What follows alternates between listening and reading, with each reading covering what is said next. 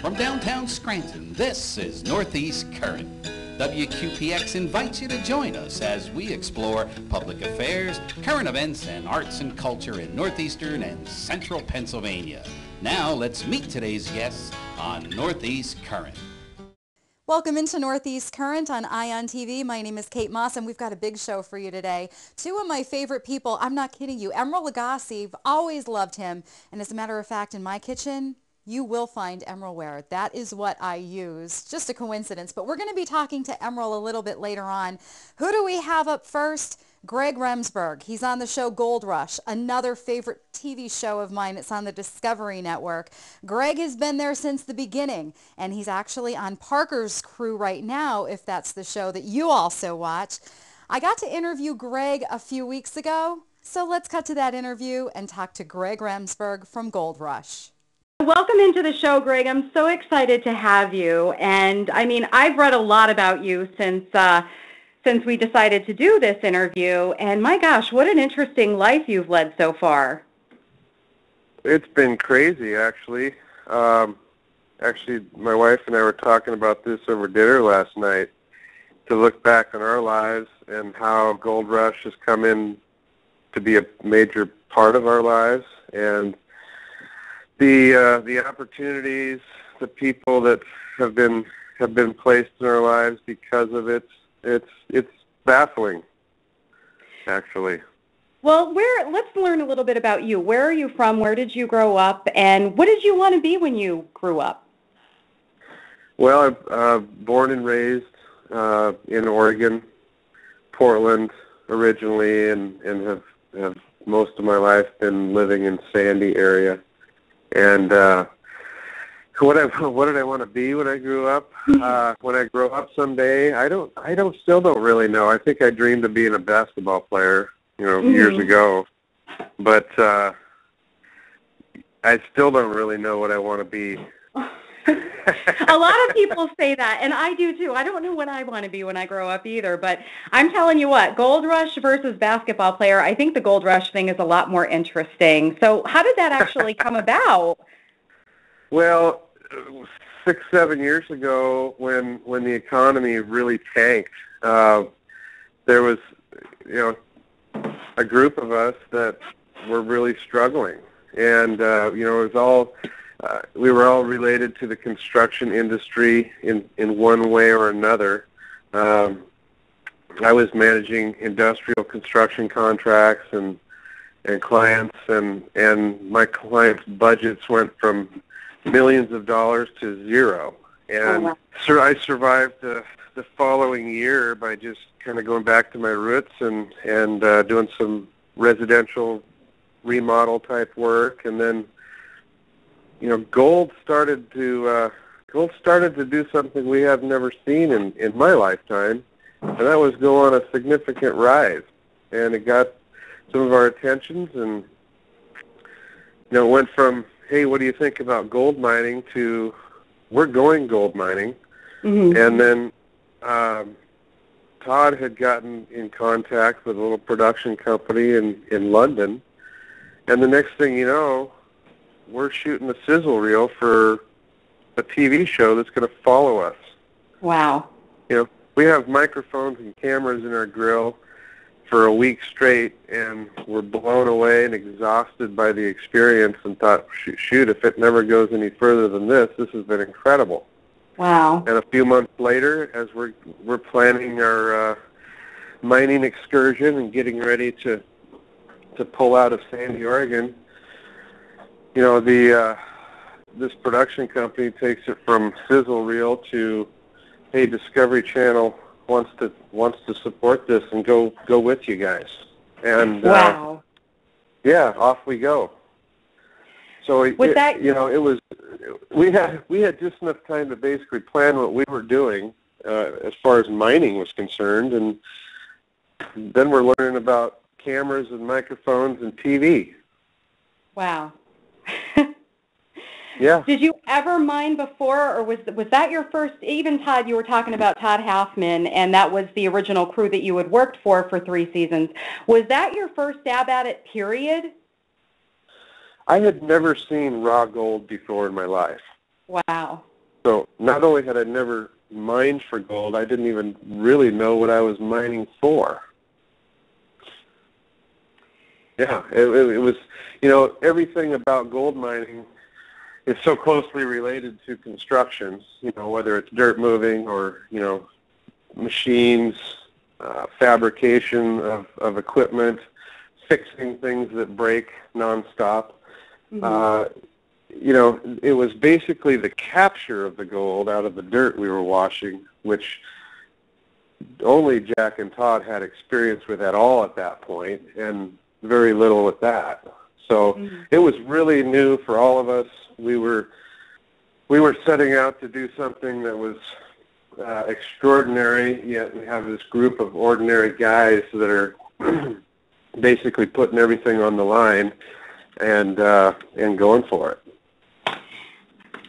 Well, the first 3 seasons when you were with the Hoffmans, it seemed like you guys were you weren't even breaking even. So do you think that was because of the inexperience of the crew, or do you think that you were just mining in a bad area? I think it was a combination of things. I think that the inexperience of the gold capture, our ability to plan and execute. I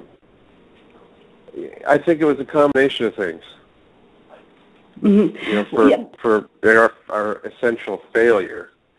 Mm-hmm. That must have been so frustrating because you work so hard, and from the shows that I've watched, Gold Rush is, not because I have you on the line, it's definitely one of my favorite shows. It ranks up there, but the work, the physical labor is just like something I've never seen before. So when you put all that in and you put your heart and soul into something that you believe in, it must be extremely frustrating when you don't get that return that you want. It was frustrating. It was disheartening, but at the same time, to experience what we did experience, living off the land, living off the grid, working together, it's kind of like the sport of football where you have to rely on the guy next to you, and you're going to battle in a sense. Nothing like our veterans have done for us, and today is Veterans Day, so thank you, veterans. Nothing like absolutely. That, but it does.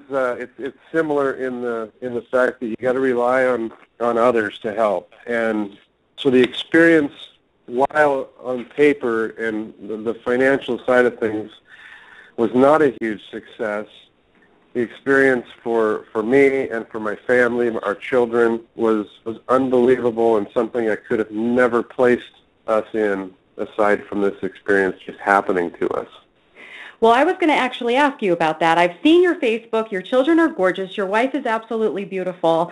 And I know you're actually with her now on a trip. I saw that on your Facebook. So thank you so much again for taking time from your trip and your family for us. How did they deal with you being gone so long? It's tough. The first 3 years, we were fortunate for them to be able to come up and join me. The first season, I think it was about 2 months they were there.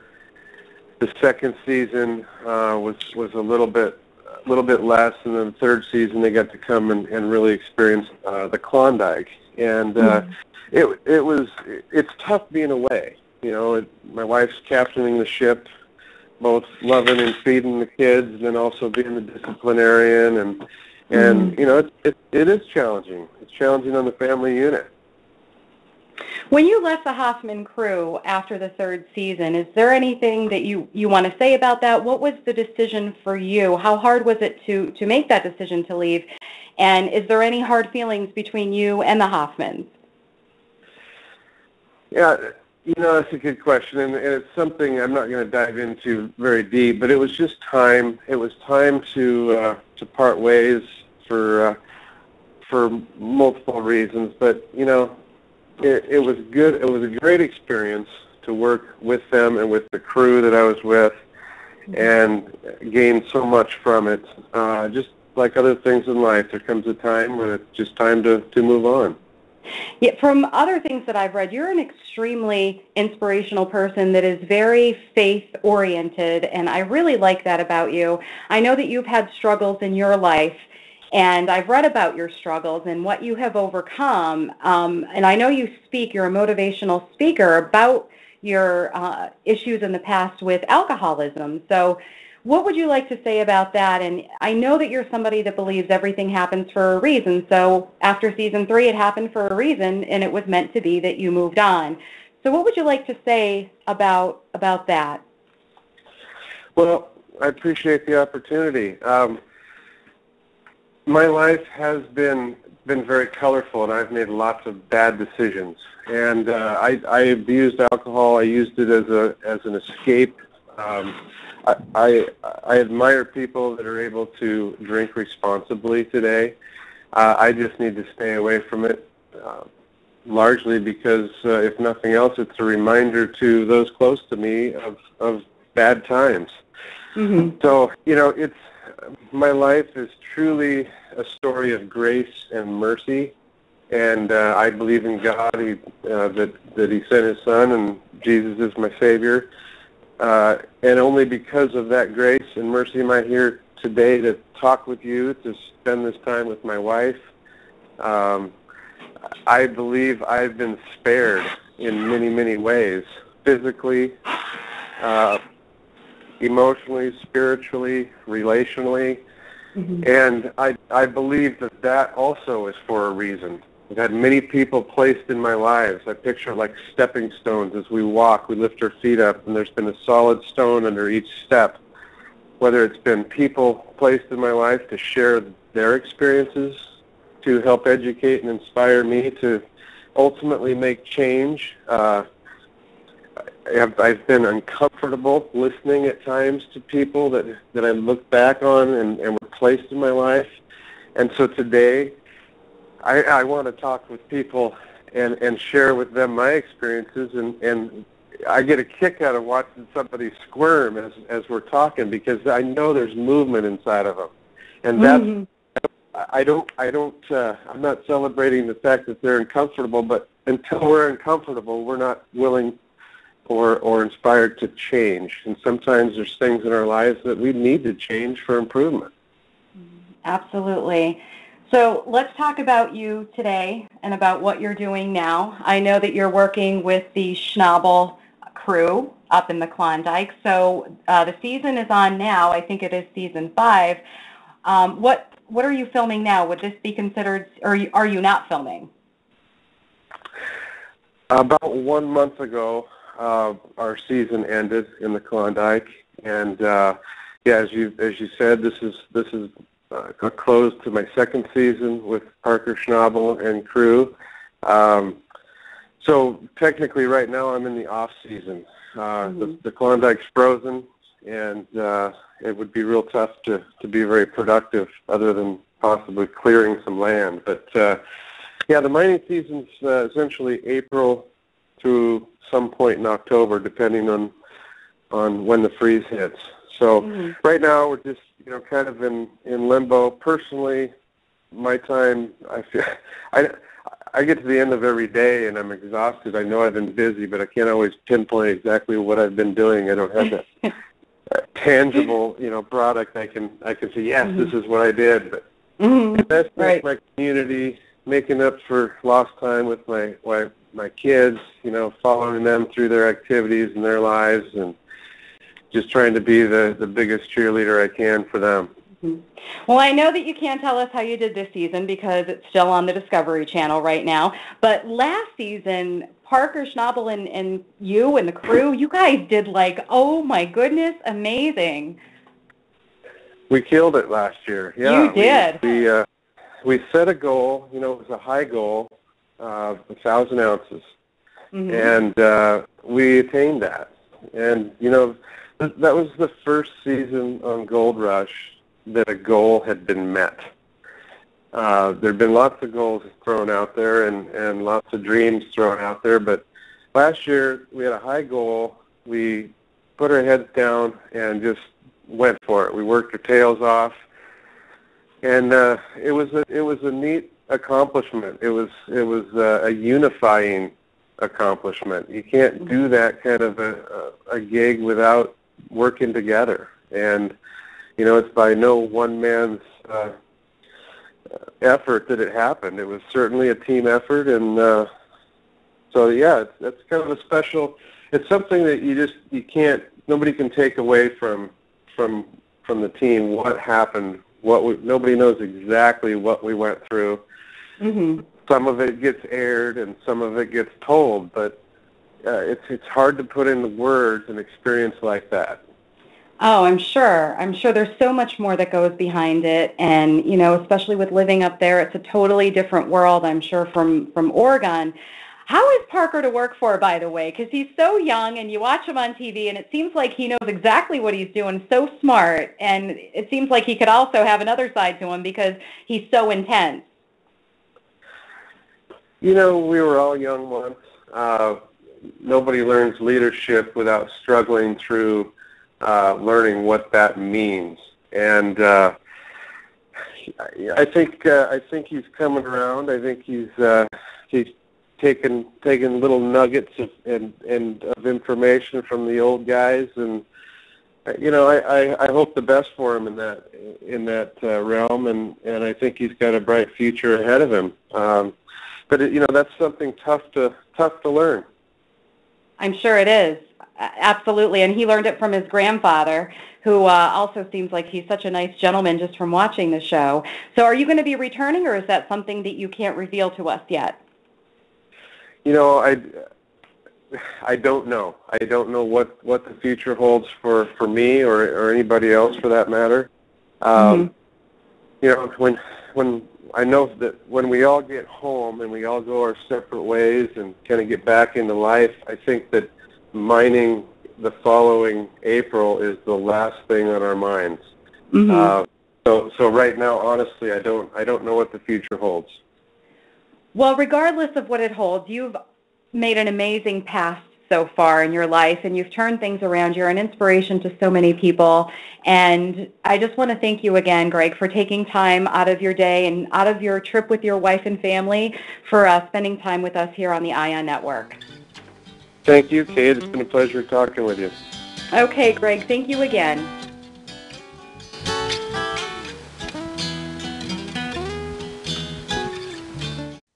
Welcome back into Northeast Current on ION TV. My name is Kate Moss, and today we're going to be talking to one of my favorite people in the world of culinary, Emeril Lagasse. He's a world-famous chef, restaurant owner, author, and television star, considered one of the most recognizable names in the industry. He actually dazzles his audiences and has made famous those couple phrases, bam, and kick it up a notch. He opened his first restaurant in 1990 in New Orleans, and to date owns 14 restaurants around the country. Earlier this year, Lagasse released his 18th cookbook, and I think I have all 18. With the colder days coming ahead and being here now, Americans will be spending more time indoors. It's the perfect time to enjoy comfort foods that satisfy the soul like a hot bowl of soup. Did you know that January is National Soup Month? Chef Lagasse is our guest today and joins us from New York City. So excited to have you here, Chef. So National Soup Month, tell our viewers a little bit more about that. Yes, I am. For the second year in a row, I have teamed up with my good friends at Snapware, and we are celebrating National Soup Month. On the stove, in my pot, I started with a little olive oil, a garlic, mushrooms, and onion. I sauteed that for about 6 minutes, salt and pepper, folks. And then I added just, a head of broccoli, chopped up, a head of broccoli in there, simmering away. I cooked that for about maybe 2-3 minutes, and then I added chicken broth or chicken stock. It doesn't have to be homemade. You can use store-bought as well. Or if you're a vegetarian, you could use vegetable stock. And now what we're doing is we're letting that simmer and bringing all of those flavors out. But you know what? If your folks want more information, it's very, very simple.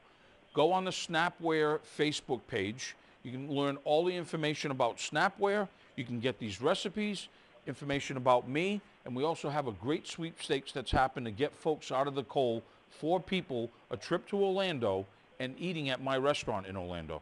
How awesome to win a chance to eat at your restaurant.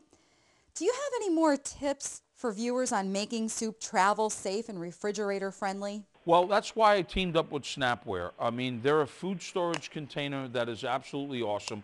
And whether it's the all plastic or the new Pyrex base as well, Pyrex, I did say that, they're airtight, they're leak proof, they're microwavable, they're dishwasher safe, they're freezable. It's unbelievable. If I was bringing some of my cream of tomato soup that I earlier made, I would bring it to you in Snapware. It's that simple. They're easy to clean, they don't stain, they're amazing. And like I said, just go on that Facebook page and you can get all the information that you want about it. They're really, really awesome. I have to be quite frank with you. In my house, it actually changed my life. We stripped our entire pantry down, and I have kids, so I got cereal boxes and pretzels and this and all kinds of stuff. And in these food storage containers, it is now just perfectly safe, clean. What can I say? Thanks for the tips. Aside from the soup that you have simmering on the stove, what soups do you like to make? Well, you know, whether it's chicken noodle, cream of tomato, white bean and broccoli rabe, broccoli cheese, lentil, split pea.